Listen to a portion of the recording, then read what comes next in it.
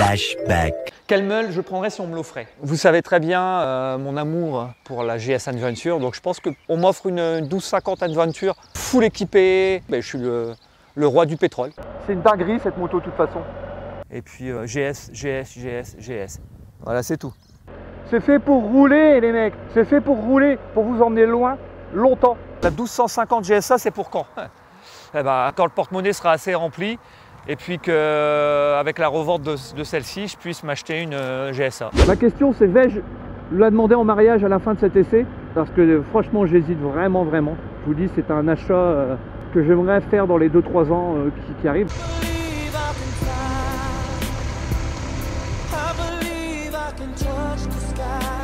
Ma douce 1250 GSA, veux-tu devenir mienne?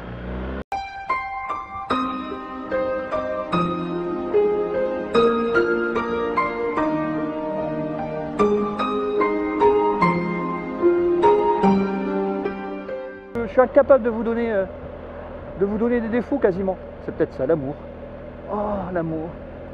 Mais qu'est-ce que l'amour finalement? Arrête la drogue! N'est-ce pas un attachement entre deux êtres? Mais je suis attaché à cette moto, mais est-ce que cette moto est attachée à moi finalement? Non. Elle sera attachée à moi si je sors le porte-monnaie et que je l'achète. Un jour je divorcerai de la mienne et je reviendrai vers toi. Tu m'emmèneras loin et longtemps. End of flashback. Salut les boss, comment vous allez bien? Alors vous voyez, oh, c'est bizarre, c'est pas la même moto que d'habitude. C'est une moto que j'ai à l'essai. Oui, la GS Adventure, la 1250 dans sa version exclusive. Non, pas du tout. En fait, c'est ma nouvelle moto. Oui, je vous présente. Bon, je sais pas, je trouverai un nom. Tiens, mettez-moi en commentaire des idées de noms pour la moto, parce que je sais qu'il y en a qui donnent des noms à leur moto. Bon, j'espère que vous allez bien. Moi, j'ai la patate, du coup, vous vous doutez bien. Donc là, il est, je sais même pas, 16h50. Donc ça aura pris une demi-heure à peu près pour percevoir la moto. Pour faire le tour et qu'il m'explique, etc. Les choses que je ne connaissais pas. Bon les amis, ça y est, je suis sur le chemin à pied. Vous voyez, avec le casque. J'ai la banane, s'en va récupérer la belle. Un collègue m'a amené ce matin au travail, il est venu me chercher chez moi. Comme ça peut me permettre de retourner tranquillement à la maison avec. Donc on se retrouve là, tout de suite après. Là on arrive sur place, pour ceux qui connaissent. Alors on voit BMW. Et on y arrive. Il y a quand même la révision de 1000 km à effectuer, la révision de rodage. Pour le rodage, vous conseillez quoi? Parce que moi c'est ma première moto neuve en fait. Le rodage, alors les 600 à 700 premiers kilomètres, ne pas dépasser 5500 tours minute. 5005, d'accord. Vous bien avec la moto. Vous faites des accélérations franches jusqu'à 5005, vous descendez. Si vous prenez l'autoroute, vous ne restez pas à allure constante. D'accord. À 130, vous redescendez 110, 120. Mais jamais plus de 5005, d'accord. Ouais, voilà, 5005 les 600 à 700 premiers kilomètres. Passez les 600 700 premiers kilomètres, vous pouvez monter aux alentours de 6500 7000 tours. Toujours de la même manière, en mettant bien en charge le moteur. D'accord. Jouez avec la moto en fait, vraiment. D'accord. Comme ça, nous, lorsqu'on fait une vidange, on va s'apercevoir s'il y a une anomalie ou autre. D'accord, ça marche. Vous pouvez perdre cette clé. Pas possible, ce qu'elles sont ça. Du coup, vous avez ce qu'on appelle la clé portefeuille. On va éviter, mais d'accord, ouais, ça marche. Éviter. Si vous faites un road trip, vous partez en voyage, le but c'est d'avoir dans votre portefeuille, au moins, souvent le portefeuille on l'a dans la poche, souvent, c'est rare qu'on le perd.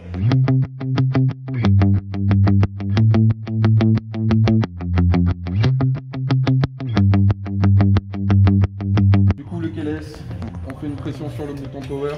Donc l'écran fait son check, hein, on laisse faire tranquillement tant que ça se met en route, tout ça l'électronique. On retrouve les différents voyants ABS, anti-patinage moteur qui vont s'arrêter dès que vous allez commencer à rouler. Ouais. Témoin de rapport engagé, les différents modes de conduite en haut à droite.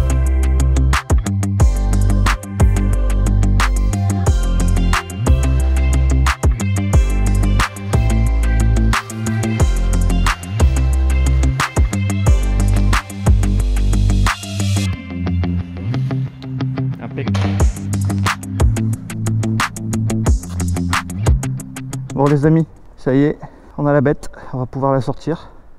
Premier démarrage en live avec vous. Et Michelin Naki Adventure montée à la place de la montre d'origine.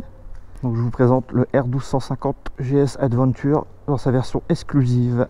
Donc un mélange de noir et de marron Kalamata. Donc modèle 2020, pas le modèle 2021. Ce qui m'a permis d'avoir une belle remise. Et sans ça, je n'aurais pas pu la prendre quoi. Donc voilà, donc ensemble, on va vivre quelque chose. C'est le premier démarrage. Je suis hyper content. Allez, let's go. voilà. Donc là, je l'ai mise en position basse. Bah, je crois que ça va être nickel hein, pour mon mètre 83.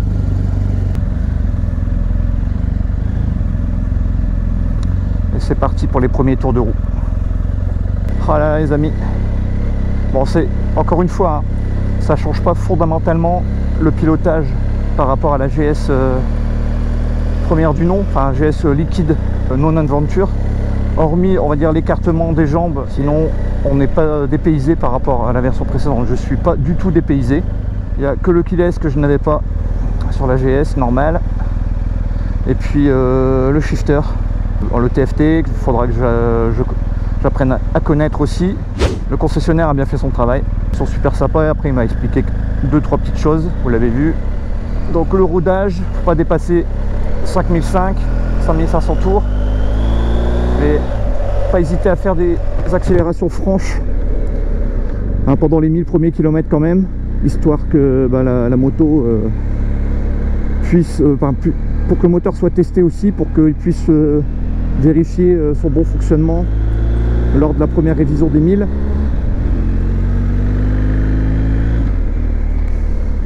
Ah, c'est génial les gars. La banane, hein. Franchement, qui l'eût cru.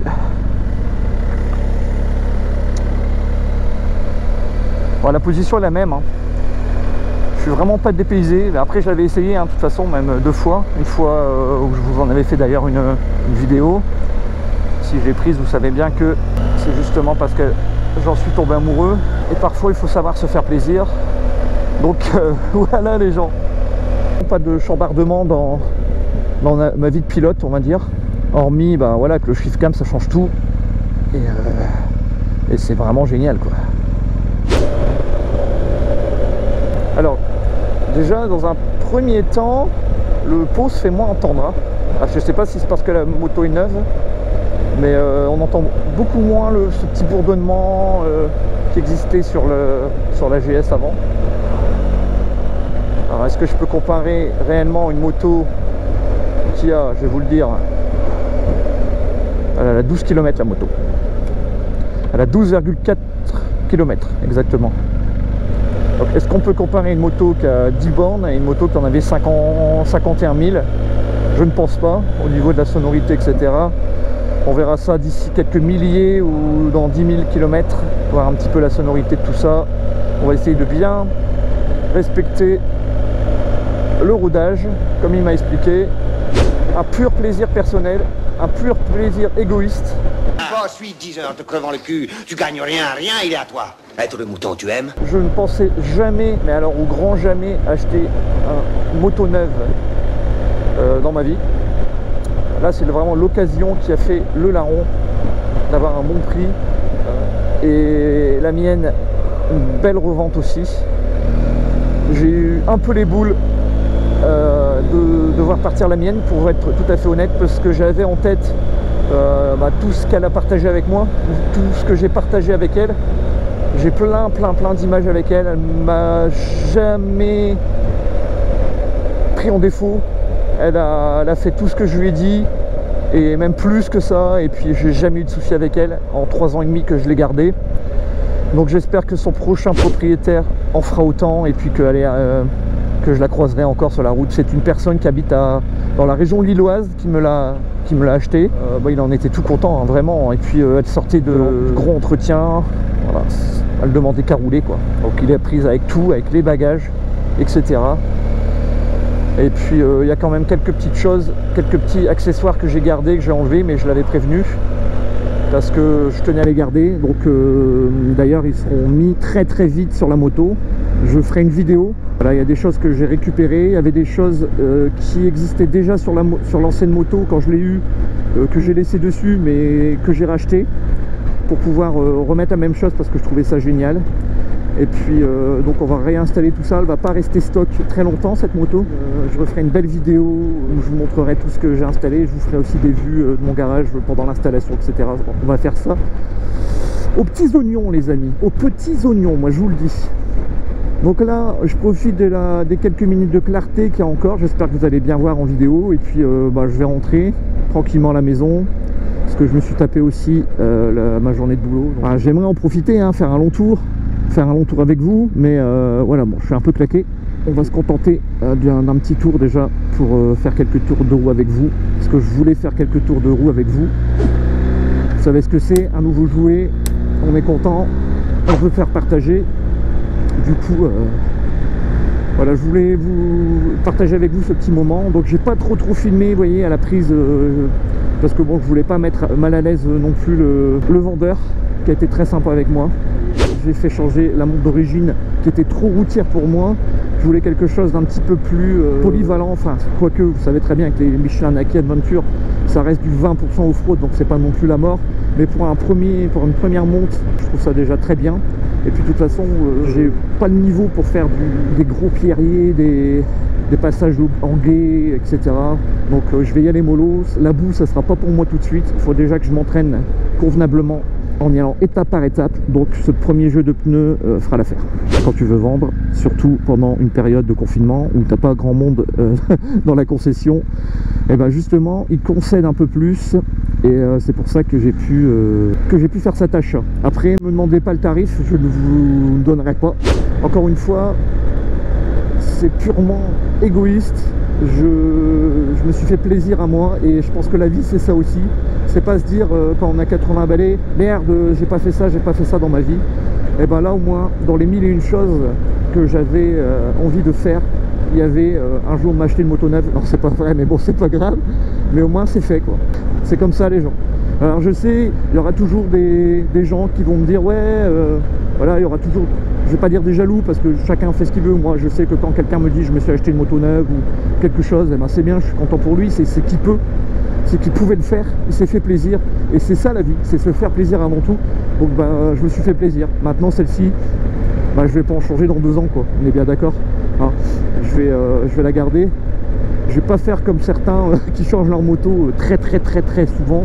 J'ai eu cette période où en 3 ans de temps j'ai eu 4 motos, voilà. Et après c'est parce qu'on trouve pas finalement celle qui nous fait kiffer de ouf.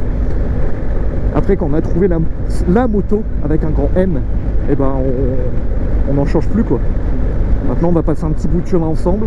Je vais essayer de partager plein de moments comme je le faisais avec la précédente avec vous sur la chaîne. J'espère que vous allez vous abonner encore plus, et puis qu'on va passer des bons moments ensemble quoi. Je pense pas au shifter encore, hein. Pourtant bon, je l'avais pas sur la GS, mais sur mon Honda Cross Runner que j'avais avant, il y avait, je l'utilisais, mais vous voyez, 3 ans et demi sans l'utiliser, on n'y pense plus. Bon, ça va venir, hein. C'est une question d'habitude. Après je le préfère en up qu'en down, je sais pas ce que vous en pensez vous. Je trouve ça plus souple en up. Il va y avoir une petite particularité sur la chaîne du coup les gens, c'est que bon là j'ai touché la moto là, mais j'ai plein de rush sur des vidéos que j'ai faites en septembre et octobre avant le confinement. Quelques sorties ça et là, donc il y aura encore quelques vidéos, attention pas une dizaine hein, mais quelques-unes avec la GS, comme ça bah, limite ça nous permettra de la revoir et puis de lui dire au revoir petit à petit. Donc vous étonnez pas si je jongle entre des vidéos avec celle-ci et puis des vidéos avec l'ancienne quoi. Voilà, vous êtes prévenus. Ah, je commence à entendre les petits bruits là, les papa. Allez, je vais tester le shifter. Alors, c'est parti. Voilà. Donc je bouge pas le poignet, hein. Vous voyez, je passe les vitesses. 4, 5. Oh ouais, c'est génial, hein. C'est génial, on sent rien du tout, hein. Allez, un petit virage, on va voir un petit peu. Toujours en respectant le rodage, hein. Oh là là là là. 6, shifter. C'est génial les gens. Oh là là, c'est encore plus maniable, plus souple encore, j'ai l'impression. Mais où vont-ils s'arrêter? Où vont-ils s'arrêter? Bon, en même temps j'y vais mollo aussi dans les virages parce que j'ai des pneus neufs, d'accord. Vraiment tout neuf pour le coup. Alors on en parlera un petit peu si vous voulez de la monte des Naki Adventure. je vous en parlerai parce que je peux aussi vous en parler puisque c'est ce que j'avais monté sur l'ancienne juste avant de la revendre. Hein. J'ai fait 2000 bornes avec. Ils avaient juste 2000 bornes les pneus, même pas 1500, ouais 1500, 2000 bornes. Du coup je pourrais vous en parler un petit peu quand j'aurai un peu de retour. Ouais, je prends des petites routes de campagne tranquilles, je cruise tranquille. Bon après le régulateur de vitesse je l'avais déjà, vous voyez ici, ça change pas. Poignée chauffante je connais, il y a les anti-brouillards, il n'y a pas le SOS, mais j'en voulais pas, donc c'est bien. Là j'ai volontairement, je suis volontairement resté en sous régime de 3 pour voir un petit peu la relance et ça n'a rien à voir les amis, hein. Ça n'a rien à voir, hein. La position debout, ah ouais vous voyez, il me manque je suis trop bas, le guidon est trop bas, c'est pour ça que j'ai gardé mes réhausses de guidon, ça me change ça par contre, hein. Parce que là j'ai l'impression vraiment d'avoir le corps, le buste vraiment trop en avant, donc le réhausses de guidon que je vais remettre très rapidement là, ça va me rétablir tout ça. Vous aurez la surprise dans une prochaine vidéo de tout ce que je vais mettre. Je vais essayer de filmer ça dans le garage tranquillement et puis je vous montrerai tout. Enfin, il n'y aura pas tout parce qu'il y a des choses que je vais rajouter après par la suite, que je vais commander parce que j'ai pas pu tout commander non plus. Ah, ça coûte ça coûte un bras. Là déjà je vais devoir manger des pâtes pendant 6 ans. Non, je plaisante, pendant 2 ans, 3 ans. Voilà, et puis je vous parlerai, je vais avoir une nouvelle tenue aussi. J'ai un bon plan, je vous en parlerai. Je vais avoir des sacoches, je vous en parlerai aussi. Il y a plein de projets, j'ai plein de choses à vous montrer. La chaîne elle prend un peu d'ampleur, donc je commence à avoir je vais pas dire des petits partenariats, mais voilà des petites aides à droite à gauche et ça fait vraiment plaisir qu'il y a des équipementiers qui veulent aider les petits youtubeurs et puis et surtout les passionnés de voyage. Parce que moi je pourrais parler de voyage pendant des heures, pendant des jours, pendant des années avec tout le monde. D'ailleurs si vous voulez venir papoter avec moi, il n'y a pas de souci, on papote. Et puis tout ça c'est grâce à vous et j'ai la patate de ouf grâce à vous. Incroyable. C'est un superlatif que je vais employer beaucoup, je crois, mais c'est incroyable. Unbelievable, it's amazing. Bref, en tout cas demain, moi je vais la reprendre parce que maintenant c'est mes collègues qui veulent la voir, forcément.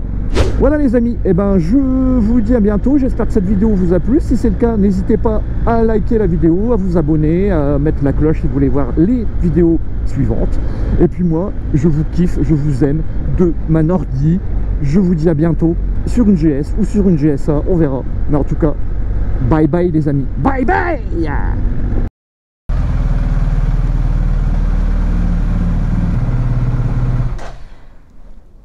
Les amis, j'ai oublié de vous parler. Lorsqu'on a un véhicule neuf, donc on a une petite sacoche comme ça, BMW Motorrad. Voilà, donc petite sacoche bien étanche. Et à l'intérieur, de la documentation. Alors à l'intérieur de ce sac, il y a des bouquins, tout ce qui existe en équipement, et puis les accessoires, tout ce qui existe, le gros bouquin quoi, gros catalogue, histoire qu'on achète encore quoi. Et je crois que c'est tout ce qu'il y a dedans, pas particulièrement exceptionnel comme sac. Bon, il y a le mérite d'exister, on va dire. Ah, voilà, c'est ta petite info.